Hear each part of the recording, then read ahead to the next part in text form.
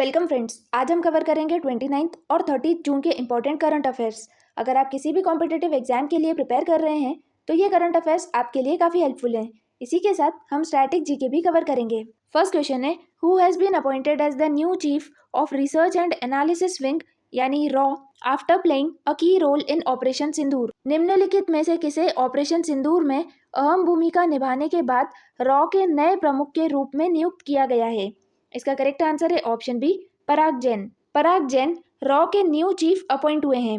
Raw यानी research and analysis wing, जो कि 1968 में फॉर्म की गई थी। इसका हेडक्वार्टर न्यू दिल्ली में है। रॉ का मोटो है धर्मो रक्षति रक्षितः, मतलब धर्म protects when it is protected. Next question है, CIP यानी international potato centre south Asia regional centre will be established इन। अंतर्राष्ट्रीय आलू केंद्र का दक्षिण एशिया क्षेत्रीय केंद्र कहाँ स्थापित किया जाएगा? इसका करेक्ट आंसर है ऑप्शन सी, आगरा। आगरा के सिंगना में इंटरनेशनल पोटैटो सेंटर का south Asian regional centre establish किया जाएगा। नेक्स्ट क्वेश्चन है, what is the primary aim of union ministry of tribal affairs newly launched आदि करम योगी इनिशिएटिव? जनजातीय कार्य मंत्रालय की नई पहल आदि करम योगी का मुख्य उद्देश्य क्या है? इसका करेक्ट आंसर है option B, to train officials for better implementation of tribal welfare schemes. Adi Karmayogi initiative, ये initiative ministry of tribal affairs ने स्टार्ट किया है और इसका मेन पर्पस है कि ट्राइबल वेलफेयर स्कीम्स को इफेक्टिवली इम्प्लीमेंट किया जाए। इसीलिए ये स्कीम फोकस करती है कि गवर्नमेंट ऑफिशियल्स की ट्रेनिंग और कैपेसिटी बिल्डिंग पर, ताकि जो लोग ट्राइबल एरियाज में काम करते हैं उन्हें समझ हो कि ट्राइबल स्कीम्स को ग्राउंड लेवल पे कैसे इफेक्टिवली इम्प्लीमेंट किया जाए। बात करें मिनिस्टर ऑफ ट्राइबल अफेयर्स की, Jual Oram minister of tribal affairs हैं।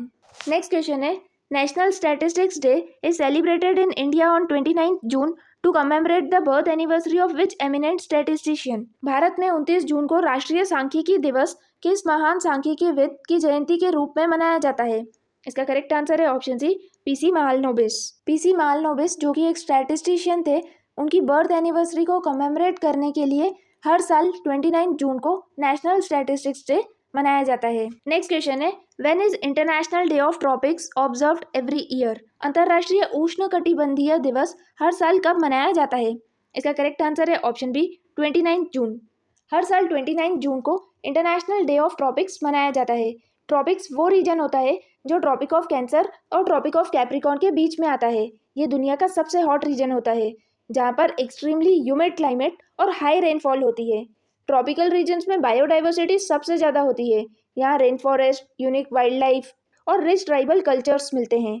लेकिन इन रीजन्स में काफ़ी सारे चैलेंजेस का सामना भी करना पड़ता है, जैसे क्लाइमेट चेंज, डिफॉरेस्टेशन। तो इंटरनेशनल डे ऑफ ट्रॉपिक्स का मेन पर्पज़ है कि इन ट्रॉपिकल रीजन्स की इम्पोर्टेंस और यहाँ की प्रॉब्लम्स के बारे में अवेयरनेस क्रिएट करना। इसीलिए हर साल 29 जून को इंटरनेशनल डे ऑफ ट्रॉपिक्स मनाया जाता है। नेक्स्ट क्वेश्चन है, which digital payment platform is set to surpass Visa in daily transaction volumes as of June 2025? जून 2025 तक कौन सा डिजिटल प्लेटफॉर्म दैनिक लेन देन की संख्या में वीज़ा को पीछे छोड़ने की राह पर है? इसका करेक्ट आंसर है ऑप्शन सी, UPI। UPI यानी यूनिफाइड पेमेंट इंटरफेस, ये एक डिजिटल पेमेंट प्लेटफॉर्म है जिसे NPCI यानी national payment corporation of India ने डेवलप किया है। UPI से एक दिन में काफ़ी सारे ट्रांजेक्शन्स होते हैं। ये वीज़ा को जल्दी ही सरपास कर देगा। नेक्स्ट क्वेश्चन है, which Indian grand master won UZ chess cup masters 2025 and became India's top rank chess player? किस भारतीय ग्रैंड मास्टर ने UZ चेस कप मास्टर्स 2025 का खिताब जीता है और भारत के शीर्ष रैंक वाले शतरंज खिलाड़ी बन गए हैं? इसका करेक्ट आंसर है option C, R Praggnanandhaa. R Praggnanandhaa ने UZ चेस कप मास्टर्स 2025 ये टूर्नामेंट जीता है और वो इंडिया के टॉप रैंक चेस प्लेयर बन गए हैं। UZ चेस कप मास्टर्स ये एक चेस का टूर्नामेंट है जो उज्बेकिस्तान के ताशकंद में खेला गया।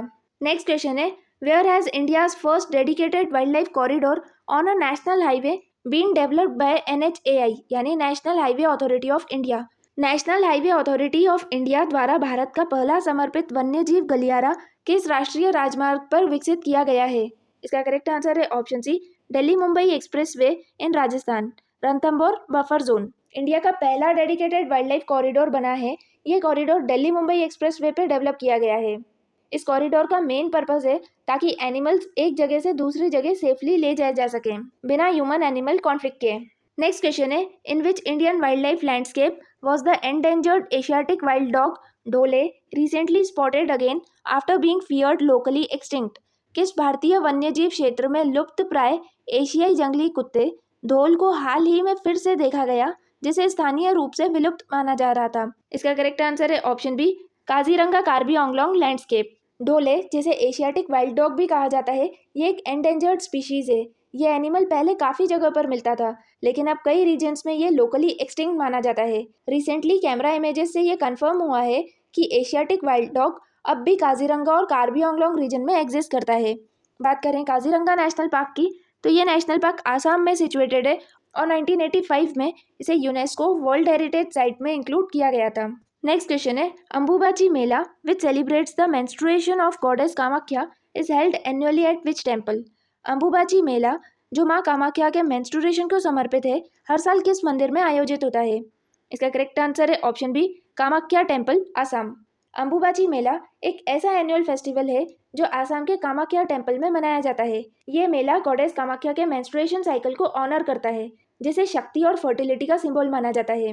नेक्स्ट क्वेश्चन है, what is the name of the newly launched NBFC dedicated to boosting maritime sector financing in India? Bharat में समुद्री क्षेत्र के वित्त पोषण को बढ़ावा देने के लिए हाल ही में शुरू की गई एनबीएफसी का नाम क्या है?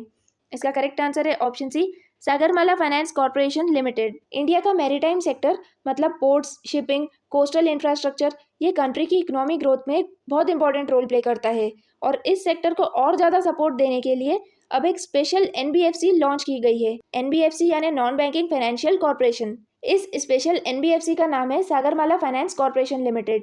इसका मेन पर्पस है कि पोर्ट्स, शिपिंग, इंफ्रास्ट्रक्चर और कोस्टल प्रोजेक्ट्स के लिए फाइनेंस प्रोवाइड करवाना। यानी अगर किसी पोर्ट को एक्सपेंड करना है या किसी कोस्टल एरिया में लॉजिस्टिक्स डेवलप करना है, तो एसएमएफसीएल यानी सागरमाला फाइनेंस कॉर्पोरेशन लिमिटेड उन प्रोजेक्ट्स को फंडिंग करेगा। नेक्स्ट क्वेश्चन है, what new rule has ICC introduced in 2025-27 world test championship cycle to address slow over rates?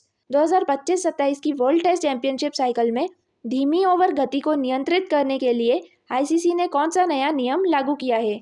इसका करेक्ट आंसर है option C, introduction of a stop clock with penalties for delays. ICC ने world test championship 2025-2027 के लिए एक नया rule introduce किया है, stop clock rule. इस रूल के अकॉर्डिंग फील्डिंग टीम को 60 सेकेंड्स के अंदर नेक्स्ट ओवर स्टार्ट करना होगा। अगर कोई टीम एक ही इनिंग्स में 3 बार इस लिमिट को तोड़ती है तो बैटिंग टीम को डायरेक्टली 5 पेनल्टी रन्स मिल जाएंगे। इसका मेन पर्पस है ताकि टीम्स डिसिप्लिन मेंटेन करें और टेस्ट मैचेस बोरिंग ना हो। नेक्स्ट क्वेश्चन है, what is the title of Indian cricketer Shikhar Dhawan's recently released autobiography? भारतीय क्रिकेटर शिखर धवन की हाल ही में जारी आत्मकथा का नाम क्या है? इसका करेक्ट आंसर है option C, the one cricket my life and more. The one cricket my life and more ये ऑटोबायोग्राफी है शिखर धवन की। शिखर धवन इंडियन क्रिकेटर हैं। नेक्स्ट क्वेश्चन है, which fossil park from Uttar Pradesh was recently included in UNESCO's tentative list of world heritage sites? हाल ही में उत्तर प्रदेश का कौन सा जीवाश्म पार्क यूनेस्को को विश्व विरासत स्थलों की संभावित सूची में शामिल हुआ है? इसका करेक्ट आंसर है option B, Salkhan fossil park. Salkhan fossil park, जो उत्तर प्रदेश के सोनभद्र डिस्ट्रिक्ट में सिचुएटेड है, यूनेस्को की tentative list of world heritage site में इंक्लूड किया गया है। नेक्स्ट क्वेश्चन है, which Indian state will host 2029 world police and fire games? 2029 के world police and fire games की मेजबानी भारत के किस राज्य को मिली है? इसका करेक्ट आंसर है ऑप्शन सी, गुजरात। 2029 में world police and fire games Gujarat की अहमदाबाद सिटी में ऑर्गेनाइज किए जाएंगे। ये एक इंटरनेशनल मल्टी स्पोर्ट इवेंट है जिसमें दुनिया भर के police officers, fire fighters, customs और करेक्शनल सर्विसेज के ऑफिसर्स पार्टिसिपेट करेंगे। ये गेम्स 1985 में पहली बार अमेरिका के कैलिफोर्निया में खेले गए थे। ये इवेंट हर 2 साल में ऑर्गेनाइज होता है, यानी ये बायनियल इवेंट है और हर एडिशन में लगभग 70 से ज़्यादा कंट्रीज के 10,000 से ज़्यादा एथलीट्स पार्टिसिपेट करते हैं। इन गेम्स में 60 से ज़्यादा स्पोर्ट्स इवेंट्स खेले जाते हैं, जैसे cycling, swimming, martial arts, athletics. 2025 में ये गेम्स अमेरिका के बर्मिंघम में खेले जाएंगे, 2027 में ये ऑस्ट्रेलिया के पर्थ में और 2029 में गुजरात के अहमदाबाद में खेले जाएंगे। बात करें गुजरात की, तो गुजरात की कैपिटल गांधीनगर है। गुजरात के चीफ मिनिस्टर भूपेंद्र पटेल और गुजरात के गवर्नर आचार्य देवव्रत हैं। नेक्स्ट क्वेश्चन है, which campaign was recently launched by ministry of housing and urban affairs under Swachh Bharat mission urban 2.0? आवास और शहरी कार्य मंत्रालय द्वारा स्वच्छ भारत मिशन शहरी 2.0 के तहत हाल ही में कौन सा अभियान शुरू किया गया है? इसका करेक्ट आंसर है ऑप्शन सी, सफाई अपनाओ बीमारी भगाओ campaign. Ministry of housing and urban affairs ने स्वच्छ भारत मिशन अर्बन के अंडर सफाई अपनाओ बीमारी भगाओ कैंपेन लॉन्च किया है। बात करें minister of housing and urban affairs की, Shri Manohar Lal minister of housing and urban affairs हैं। नेक्स्ट क्वेश्चन है, which country hosted NATO summit 2025 for the first time since NATO's formation in 1949? 1949 में नाटो की स्थापना के बाद पहली बार नाटो शिखर सम्मेलन 2025 की मेजबानी किस देश ने की है? इसका करेक्ट आंसर है ऑप्शन डी, नेदरलैंड्स। 2025 में नेदरलैंड ने पहली बार नाटो समिट को होस्ट किया है। नाटो यानी नॉर्थ अटलांटिक ट्रीटी ऑर्गेनाइजेशन, जो 1949 में एस्टेब्लिश हुई थी। टोटल 32 कंट्रीज इसकी मेंबर हैं, जो मिलिट्री और स्ट्रेटेजिक मैटर्स पे आपस में कोलैबोरेट करती हैं। इस बार के नाटो समिट में एक मेजर डिसीजन लिया गया है। नाटो की मेंबर कंट्रीज ने एग्री किया है कि वो अपने डिफेंस बजट को 5% जीडीपी तक बढ़ाएंगे। ये step mainly security threats, global tensions और नाटो की मिलिट्री रेडीनेस को स्ट्रेंथन करने के लिए लिया गया है। नेक्स्ट क्वेश्चन है, which initiative was recently launched by united nations to reform and modernise global governance as it nears its 80th anniversary? संयुक्त राष्ट्र ने अपनी 80वीं वर्षगांठ के अवसर पर वैश्विक शासन में सुधार और आधुनिकीकरण के लिए हाल ही में कौन सी पहल शुरू की है? इसका करेक्ट आंसर है ऑप्शन सी, UN80 इनिशिएटिव। 2025 में यूनाइटेड नेशंस अपनी 80th एनिवर्सरी सेलिब्रेट कर रहा है, इसीलिए UN80 इनिशिएटिव लॉन्च किया गया है। इस इनिशिएटिव का मेन पर्पस है ग्लोबल गवर्नेंस सिस्टम को रिफॉर्म और मॉडर्नाइज करना, क्योंकि आज के टाइम में दुनिया के इश्यूज जैसे climate change, artificial intelligence, pandemics old system से मैनेज नहीं हो सकते। तो यूनाइटेड नेशंस चाह रहा है कि नए चैलेंजेस के लिए नए सॉल्यूशंस और मॉडर्न स्ट्रक्चर्स अपनाए जाएं। UN80 एक कंसल्टेटिव इनिशिएटिव है, जिसमें गवर्नमेंट्स, सिविल सोसाइटी, यूथ और एक्सपर्ट्स सबका इन्वॉल्वमेंट होगा। ये स्टेप यूनाइटेड नेशन के फ्यूचर विजन को रिफ्लेक्ट करता है। बात करें यूनाइटेड नेशंस की, यूनाइटेड नेशंस 1945 में फाउंड किया गया था। 2025 में यूनाइटेड नेशन अपनी 80th एनिवर्सरी सेलिब्रेट कर रहा है। इसका हेडक्वार्टर यूनाइटेड स्टेट्स के न्यूयॉर्क में सिचुएटेड है। नेक्स्ट क्वेश्चन है, what is the name of first fast patrol vessel inducted by Indian coast guard under 08 FPV project?